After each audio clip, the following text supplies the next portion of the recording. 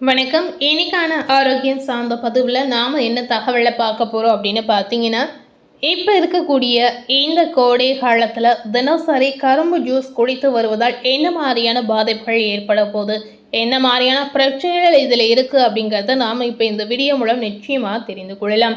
கரும்பு ஜூஸை நாம் அடிக்கடி குடித்து வருவதால் கண்டிப்பாக நிறைய பாதிப்புகளும் நிறைய பக்க விளைவுகளும் இதில் இருக்குது அப்படின்னு சொல்கிறாங்க. இந்த மாதிரி விஷயங்கள் அனைத்துமே பார்த்தீங்கன்னா மருத்துவ ரீதியாகவே சொல்லப்படுது. ஸோ இந்த மாதிரி உண்மைகள் உங்களுக்கு தெரிந்தால் கண்டிப்பாக இந்த விஷயத்தை நீங்கள் கடைபிடிக்கவே மாட்டீங்க அப்படிங்கிறத உறுதியாகவே சொல்லலாங்க. ஸோ இந்த கரும்பு ஜூஸால் ஏற்படக்கூடிய தீமைகள் என்ன அப்படிங்கிறத நாம் இப்போ பார்க்கலாம். இதனால் உங்களுடைய ஆரோக்கியத்திற்கு என்ன மாதிரியான பிரச்சனைகள் ஏற்பட போகுது, என்ன மாதிரியான விளைவுகளை நீங்கள் சந்திக்க போகிறீங்க, யாரெல்லாம் கரும்பு ஜூஸை எடுத்துக்கொள்ளலாம், யாரெல்லாம் கரும்பு ஜூஸ் குடிக்க கூடாது அப்படிங்கிற முழு தகவலையும் நிச்சயமா நீங்க தெரிந்து கொள்ளுங்க. பொதுவாகவே கரும்பு ஜூஸ் அப்படின்னு சொல்லும்போது இயற்கை நமக்கு அளித்திருக்கக்கூடிய மிகப்பெரிய பொக்கிஷம் அப்படின்னு சொல்லுவாங்க. இதுல ஏகப்பட்ட ஊட்டச்சத்துகள் இருக்கின்றன. இருப்பினும் பார்த்தீங்கன்னா சில ஒவ்வாமை உள்ளவர்கள் கரும்பு ஜூஸ் குடிப்பதை தவிர்ப்பது அவசியமாகவே சொல்லப்படுது. ஸோ அனைவருமே இந்த கரும்பு ஜூஸை எடுத்துக்கொள்ளக்கூடாது அப்படின்னு மருத்துவ ரீதியாகவே சொல்றாங்க. வெயில் காலம் தொடங்க உள்ள இந்த நிலையில கண்டிப்பாக நீங்க கரும்பு ஜூஸ் குடிக்கலாமா வேண்டாமா அப்படிங்கறத தெரிந்து கொண்டு நீங்க உங்களுக்கு எடுத்துக்கொள்ளலாம். சில நேர்களுக்கு கரும்பு ஜூஸை குடித்து வரும் பொழுது உடல் ரீதியான உபாதைகள், பக்க விளைவுகள், பாதிப்புகள் என்ன மாதிரி விஷயங்கள் கண்டிப்பாக ஏற்படும். ஸோ இந்த மாதிரி உங்க வாழ்க்கையில உங்களுக்கு உடல் ரீதியாக இந்த மாதிரி தொந்தரவு இருந்தா கண்டிப்பாக உடனடியாக நீங்க கரும்பு ஜூஸ் குடிப்பதை நிறுத்துவது அவசியம் அப்படின்னு சொல்லப்படுது. கரும்பு ஜூஸ் இயற்கையாகவே கிடைக்கக்கூடிய ஒரு விஷயம் அப்படின்றதுனால இது அனைவரும் எளிமையாக விரும்பி குடிக்கக்கூடிய ஒரு ஜூஸாகவும் ஒரு பானமாகவும் பார்க்கப்படுகிறது. இப்போ இருக்கக்கூடிய இந்த காலகட்டத்தில், அதாவது வெயிலுடைய வெப்பம் தாங்காமல் நிறைய பேர் பார்த்தீங்கன்னா தினசரி கரும்பு ஜூஸை எடுத்துக்கொண்டு வரீங்க. இந்த மாதிரி இருக்கக்கூடிய நேர்கள் கண்டிப்பாக நீங்கள் தெரிந்து கொள்ளக்கூடிய விஷயம், நீங்கள் கவனிக்க வேண்டிய விஷயம் அப்படிங்கிறது என்னங்கிறத இந்த வீடியோவில் நிச்சயமாக நீங்கள் தெரிந்து கொள்ளுங்க. கரும்பு ஜூஸ் கடைகள் கண்டிப்பாக எல்லா நாட்களிலும் நீங்கள் பார்க்கலாங்க. தற்போது பார்த்தீங்கன்னா கோடை காலம் தொடங்கிய நிலையில் இன்னும் அதிகமாகவே நிறைய கடைகள் இருக்கு அப்படின்னு சொல்லப்படுது. பலரும் தாகத்தை தணிப்பதற்கு இளநீர் அல்லது கரும்பு ஜூஸை தேடி செல்வது இயல்பாகவே சொல்லப்படுது.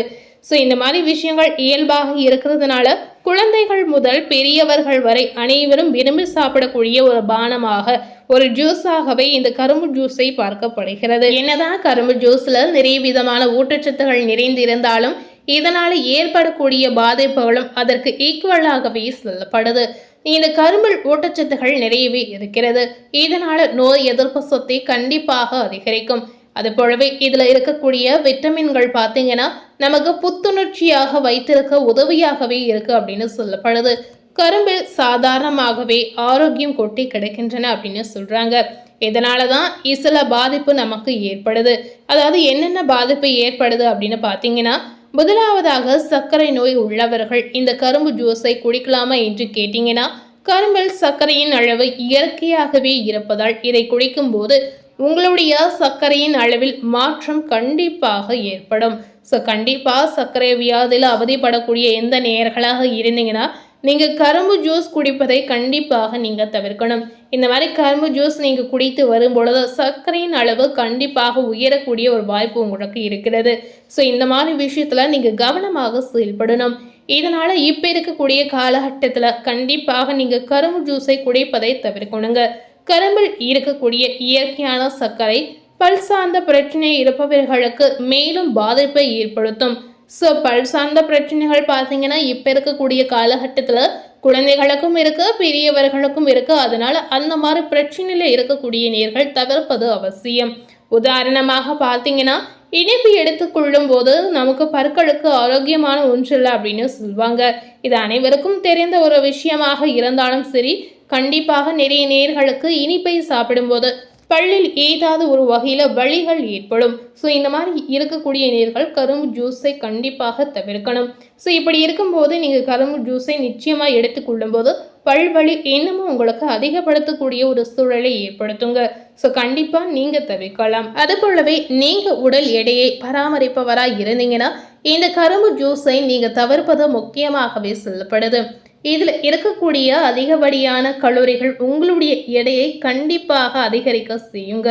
இதனால் நீங்கள் தவிர்க்கணும். நிறைய பேர் பார்த்தீங்கன்னா ஜிம் போயிட்டு வந்த பிறகு இந்த கரும்பு ஜூஸை வழிகளில் வாங்கி குடிப்பீங்க. ஸோ நீங்கள் செய்கிற மிகப்பெரிய தவறு என்னன்னு பார்த்தீங்கன்னா இந்த மாதிரி தவறுகளை தான் நீங்கள் செய்கிறீங்க அப்படின்னு சொல்லலாம். இந்த மாதிரி உடலை அதாவது வெயிட் லாஸ் செய்யக்கூடிய நேர்கள் கரும்பு ஜூஸை முற்றிலும் தவிர்ப்பது அவசியமாகவே சொல்லப்படுது. எடை அதிகப்படுத்தணும் அப்படின்னு நினைத்தீங்கன்னா கண்டிப்பாக நீங்கள் குடிக்கலாம். ஸோ இந்த மாதிரி கரும்பு ஜூஸ் ஈஸியாக அதிகப்படியான கலோரிகள் இருக்கிறதுனால எடை அதிகரிக்கக்கூடிய ஒரு சூழலை கண்டிப்பாக ஏற்படுத்தி கொடுக்குங்க. இதனால நீங்க பராமரிக்கும் எடையை விட அதிகமான பருமன் வேணும் அப்படின்னு நினைத்தீங்கன்னா நீங்க கரும்பு ஜூஸை எடுத்துக்கொள்ளலாம். எடை குறையணும் அப்படின்னு நினைக்கக்கூடிய நேர்கள் கண்டிப்பாக இதை தவிர்க்கணும். இந்த கரும்பு ஜூஸ் குடிக்கக்கூடிய நேர்களுக்கு செரிமான பிரச்சனைகள் கண்டிப்பாக ஏற்படும் அப்படின்னு சொல்லப்படுது. இதனால செரிமான பிரச்சனைகள் இருக்கக்கூடிய நேர்கள் இந்த கரும்பு ஜூஸை நீங்க குடிப்பதை முதல்ல தவிர்க்கணும். இது உங்களுக்கு வாந்தி, மயக்கம், வயிற்று வலி, வயிற்றுப்போக்கு போன்ற வயிறு சார்ந்த பிரச்சனைகளை உங்களுக்கு ஏற்படுத்தும். இந்த மாதிரி வயிறு சார்ந்த நோய்களும் உங்களுக்கு ஏற்படும். ஸோ இந்த மாதிரி பக்க விளைவுகளும் பாதிப்பு உங்களுக்கு வரக்கூடாது அப்படின்னு நினைத்தீங்கன்னா கண்டிப்பாக முதல் கட்டமாக நீங்கள் கரும்பு ஜூஸை தவிர்க்கணும். ஸோ உங்களுடைய உடல்நிலை அறிந்து கொண்டு உங்களுக்கு ஆரோக்கிய ரீதியாக என்ன மாதிரியான பிரச்சனைகள் இல்லை அப்படின்னு தெரிந்த பிறகு நீங்கள் கரும்பு ஜூஸை எடுத்துக்கொள்ளலாம். அதுவும் பார்த்தீங்கன்னா அளவுக்கு அதிகமாக நீங்கள் எடுத்துக்கொள்ளக்கூடாதுங்க. எதையுமே அளவாக எடுத்துக்கொள்ளும் போது எந்தவித பாதிப்பும் எந்தவித பிரச்சனையுமே உங்களுக்கு ஏற்படாது. அளவுக்கு அதிகமாக நீங்கள் எடுத்துக்கொள்ளும் போது இயற்கையாகவே உடல் ரீதியாக ஆரோக்கிய ரீதியாக பல பிரச்சனைகள் இதில் கண்டிப்பாக ஏற்படக்கூடிய வாய்ப்புகள் இருக்கிறது. ஸோ இந்த மாதிரி விஷயத்தை நீங்கள் கவனித்து கொண்டு உங்களுடைய ஆரோக்கியம் நன்றாக இருக்கிறதா இல்லையா நீங்கள் தெரிந்து கொண்டு இந்த கரும்பு ஜூஸை நீங்கள் எடுத்துக்கொள்ளலாம். இந்த கரும்பு ஜூஸை நீங்கள் எடுத்துக்கொள்ளும் போது இதனால் உங்களுக்கு உடல் ரீதியாக எந்த பாதிப்பும் இல்லை அப்படின்னு தெரிந்த பிறகு நீங்கள் கண்டிப்பாக எடுத்துக்கொள்ளலாம். ஸோ இந்த மாதிரி விஷயங்கள் அனைத்துமே மருத்துவ ரீதியாகவே சொல்லப்படுது. இந்த மாதிரி விஷயங்கள் நிறைய பேருக்கு இப்போ இருக்கக்கூடிய காலகட்டத்தில் தெரியவில்லை அப்படின்னு சொல்லலாம். ஸோ உங்களுடைய உடல்நிலை என்ன மாதிரி ஒரு சூழலில் இருக்குது அப்படின்னு தெரியாமலே நிறைய பேர் கரும்பு ஜூஸ் எளிமையாக கிடைக்கிறதுனால இப்போ இருக்கக்கூடிய காலகட்டத்தில் விரும்பி நீங்கள் நிறையவே எடுத்துக்கொள்கிறீங்க. ஸோ முதல்ல இந்த மாதிரி விஷயங்களை நீங்கள் கண்டிப்பாக தவிர்க்கணும். உங்களுக்கு மட்டுமல்லாமல் உங்கள் வீட்டில் இருக்கக்கூடிய அனைத்து விதமான நேயர்களுக்கும் குறிப்பாக குழந்தைகளுக்கு கரும்பு ஜூஸ் சாப்பிடுவதை நீங்கள் தவிர்க்கணும். ஸோ இந்த விஷயத்தை நீங்கள் பின்பற்றி வந்தாலே ஆரோக்கிய ரீதியாக எந்த பிரச்சனையுமே ஏற்படாது. இதில் எவ்வளவு நன்மைகள் இருந்தாலும் இன்னொரு பக்கம் பக்க விளைவுகளும் இருக்குது அப்படின்னு மருத்துவ ரீதியாகவே சொல்லப்படுது. ஸோ இன்றைக்கி நம்ம சேனலில் கரும்பு ஜூஸை யாரெல்லாம் குடிக்கலாம் குடிக்கக்கூடாது, இது தினசரி எடுத்துக்கொள்ளும் போது என்ன மாதிரியான உடல் உபாதைகள் ஏற்படும் அப்படிங்கிறத இந்த வீடியோ மூலம் நிச்சயமாக நீங்கள் பார்த்து தெரிந்திருப்பீங்க. மேலும் இது போல் ஒரு புதிய தகவலை தெரிந்து கொள்ளணும் அப்படின்னு நினைத்தீங்கன்னா மறக்காமல் நம்ம சேனலை சப்ஸ்கிரைப் பண்ணி பக்கத்தில் இருக்கக்கூடிய பெல் பட்டனையும் மறக்காமல் ப்ரெஸ் பண்ணிவிடுங்க. நீங்கள் சப்ஸ்கிரைப் பண்ணால் மட்டுமே நம்ம சேனலில் ஆரோக்கியம் சார்ந்த பதிவுகளை நீங்கள் உடனுக்குடன் பார்த்து தெரிந்து கொள்ளலாம். தேங்க்யூ.